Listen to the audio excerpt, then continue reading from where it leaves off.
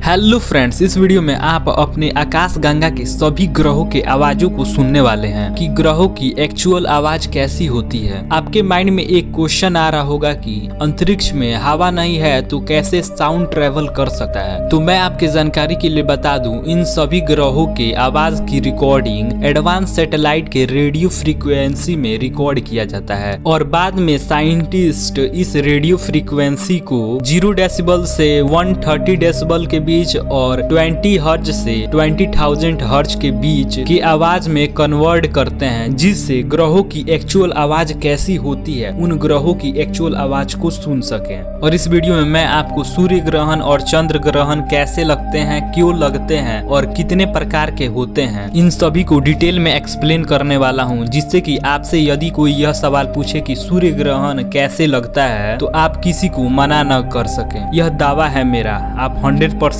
समझ जाएंगे। और इस वीडियो में मैं आपको पृथ्वी से बाहर की दुनिया को भी दिखाऊंगा कि पृथ्वी से बाहर की दुनिया कैसे दिखाई देती है। चलिए वीडियो को स्टार्ट करते हैं कि ग्रहों की आवाज कैसी होती है।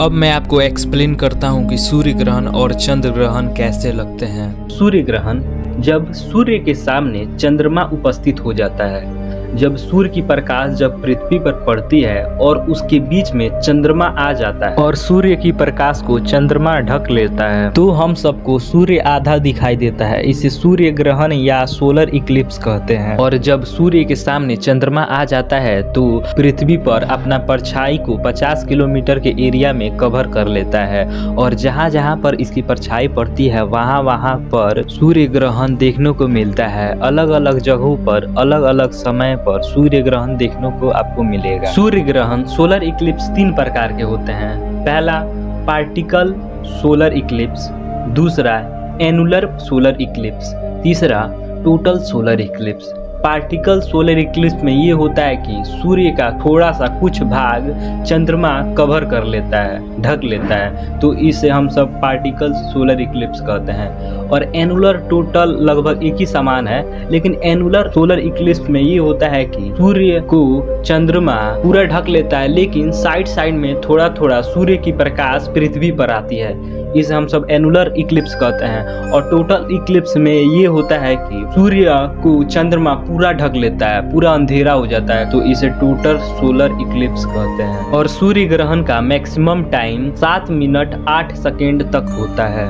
चंद्र ग्रहण जिसे लूनर इक्लिप्स कहते हैं, जब सूर्य और चंद्रमा के बीच पृथ्वी आ जाती है और जब सूर्य का प्रकाश चंद्रमा पर पड़ता है और उसके बीच में पृथ्वी आ जाती है, तो चंद्रमा पर पड़ने वाला ज्यादातर हिस्सा पृथ्वी के बीच में आने के कारण ढक जाता है, जिससे चंद्रमा पर पूर्ण रूप से प्रकाश नहीं जा पाती है और चांद आधा दिखाई देता है। इसे हम लूनर इक्लिप्स चंद्र ग्रहण कहते हैं। और चंद्र ग्रहण का मैक्सिमम टाइम 3 घंटा 28 मिनट होता है। हम सब अपनी पृथ्वी को जूम आउट करने वाले हैं, यानी कि हम सब एक्सप्लोर करने वाले हैं कि पृथ्वी अंतरिक्ष से कैसे दिखाई देती है। हम सब पृथ्वी को ही जूम आउट नहीं करेंगे, बल्कि अपने आकाशगंगा, मिल्की वे गैलेक्सी और पूरे ब्रह्मांड को जूम आउट करने वाले हैं। चलिए देखते हैं हम सबको क्या देखने को मिलता है। जूम आउट करेंगे हम सबको क्या क्या देखने को मिलेगा। चलिए वीडियो को स्टार्ट करते हैं। चलिए हम सब यहाँ से जूम आउट करते हैं। जूम आउट करने पे यहाँ पे हम सबको रोड दिखाई दे रहा है और यहाँ पे एक घर दिखाई दे रहा है और गाड़ियाँ आती जाती दिखाई दे रही होगी आपको। चलिए हम सब इसको जूम आउट करते हैं, तो हम सब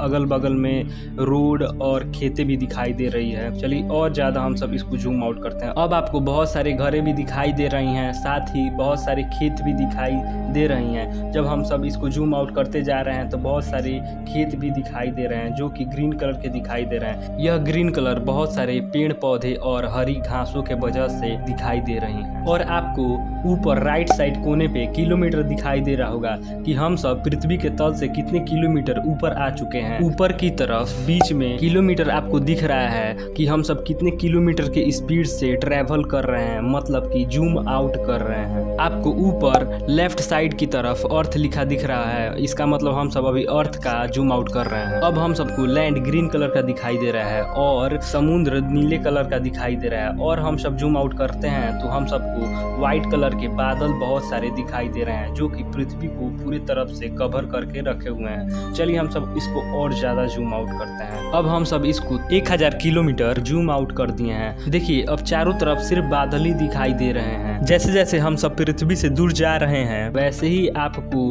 पृथ्वी का एक नया रूप देखने को मिल रहा है। अब देखिए पृथ्वी कितना ज्यादा सुंदर उभर के आ रहा है। एक साइड जिधर सूरज है उधर देखिए उजाला है, पूरा रोशनी है, तो उधर दिन है। और उसके दूसरे साइड देखिएगा तो उधर अंधेरा है, मतलब उधर सूरज का लाइट नहीं जा रहा है, उधर अंधेरा है। एक साइड दिन है तो एक साइड रात है। अब देखिए जैसे जैसे हम सब जूम आउट कर रहे हैं वैसे ही पृथ्वी बहुत ज्यादा छोटी दिखाई दे रही है। अभी हम सब 1 लाख किलोमीटर जूम आउट कर चुके हैं और देखिए यहाँ पे चंद्रमा दिखाई दे रहा है। चंद्रमा कितना छोटा सा दिखाई दे रहा है और उसके सामने पृथ्वी देखिए कितनी बड़ी है। चलिए हम सब और ज्यादा इसको जूम आउट करते हैं। देखिए कितना अंधेरा है। अब आपको देख के पता चल रहा होगा कि अंतरिक्ष में क्यों अंधेरा रहता है। हम सब रोशनी को नहीं देख सकते हैं। किसी वस्तु पे पड़ने वाली रोशनी जब टकरा कर हम सब नेत्र के रेटिना पे पड़ती है तब हम सब कोई भी वस्तु को देख पाते हैं। हम सब लाइट को नहीं देख सकते हैं। हम सब लाइट जिस वस्तु पे पड़ती है उस वस्तु को देख सकते हैं। तो चलिए हम सब अभी यहाँ पे आ गए हैं। सब देखिए पूरा अंधेरा है। जहाँ जहाँ पर सूरज की लाइट पड़ेगी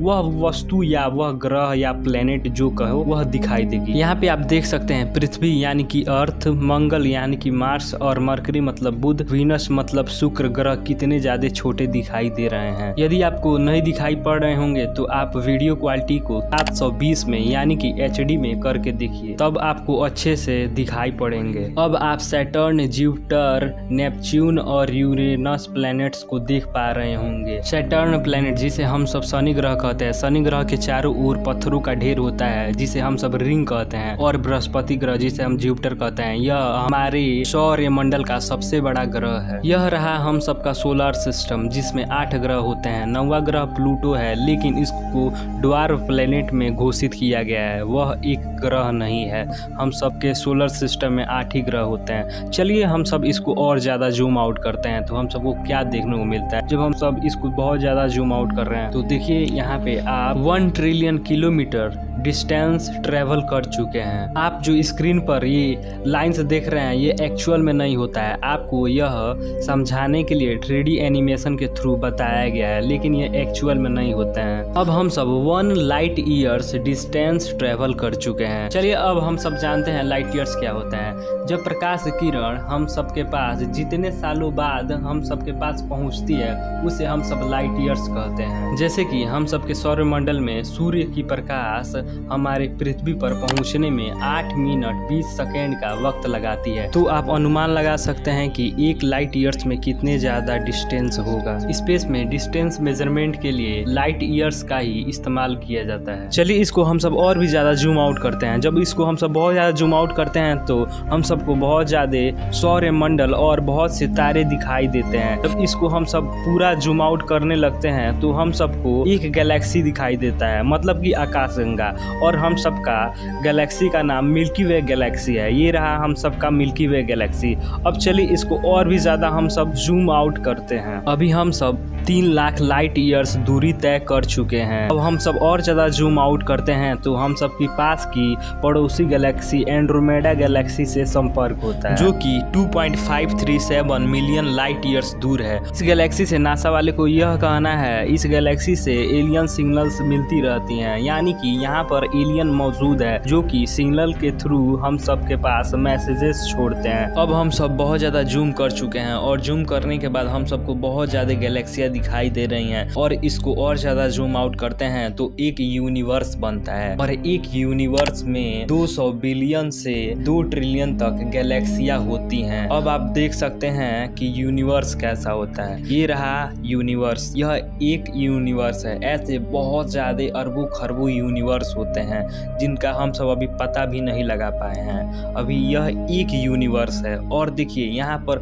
बहुत ज्यादा यूनिवर्स है जिसे हम सब मल्टीवर्स कहते हैं। जैसे मान लीजिए हम सब अर्थ पे रहते हैं, वैसे ही बहुत सारे और भी अर्थ होंगी। जैसे कि हम सब एक प्लेनेट पे रहते हैं, वैसे ही और भी प्लेनेट्स पे अलग अलग सिविलाइजेशंस मतलब कि एलियंस रहते होंगे। जैसे कि हम सब हैं वैसे ही वो भी रहते होंगे। हम सब उन्हें एलियंस कहते हैं, लेकिन वह सब हमें एलियंस कहते हैं। एलियंस उसे कहा जाता है कोई भी एक दूसरे ग्रह का प्राणी, उसे हम सब एलियन कहते हैं। अब आप ही बताइए हम सबका क्या अस्तित्व है। हम सब एक अर्थ प्लेनेट के छोटे से ग्रह पर रहते हैं। ऐसे बहुत सारे अरबों खरबों प्लेनेट्स अर्थ जैसे होंगे। हमारे अर्थ प्लेनेट के बाद सौरमंडल आता है। सौरमंडल को जब हम सब जूम आउट करते हैं तो गैलेक्सी आते हैं, और बहुत सारे गैलेक्सी होते हैं एक यूनिवर्स में। अपने मिल्की वे गैलेक्सी में 3916 सौरमंडल हैं, और उसके बाद यूनिवर्स के बाद मल्टीवर्स आता है, और मल्टीवर्स के भी आगे कुछ है ओमनीवर्स,